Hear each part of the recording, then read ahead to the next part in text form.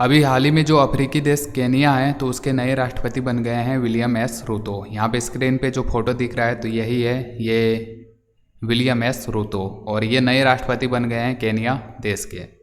और इनका अगर हम हिस्ट्री देखें तो ये बहुत ही गरीब परिवार से थे। ये शुरुआत में अपने गांव पे जो है चिकन बेचते थे और चिकन बेचने से लेके किसी देश का जो सबसे ऊंचा ओहदा होता है राष्ट्रपति का, तो वहाँ तक पहुँचे हैं।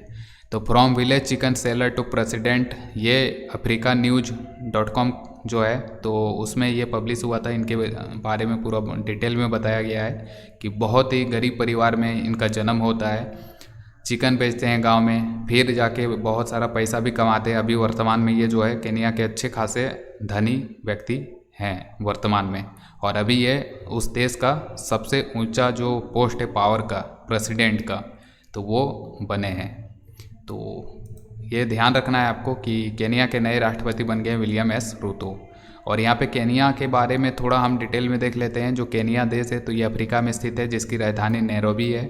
और केनिया का जो मुद्रा है यानी कि करेंसी वो है शिलिंग। और यहाँ का जो संसद है, जिस तरह से भारत में जो संसद है तो उसको पार्लियामेंट कहा जाता है, तो केनिया का संसद को भी पार्लियामेंट कहा जाता है।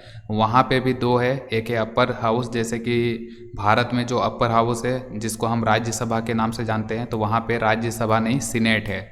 इसी तरह जो लोअर हाउस यानी कि भारत में जिसको हम लोकसभा कहते हैं, तो वहाँ पे ये नेशनल असेंबली के नाम से जाना जाता है। और केनिया देश जो है तो इसका जो राष्ट्रीय भाषा है, नेशनल लैंग्वेज, तो वो है स्वाहिली। ठीक है, तो स्वाहिली वहाँ का राष्ट्रीय भाषा है। और केनिया में ही जो आपका UNEP यानी कि यूनाइटेड नेशन एनवायरनमेंट प्रोग्राम जो है तो उसका हेडक्वार्टर केनिया के नैरोबी में ही है। और इसका गठन कब हुआ था UNEP का, तो ये 5 जून 1972 को इसका गठन हुआ था।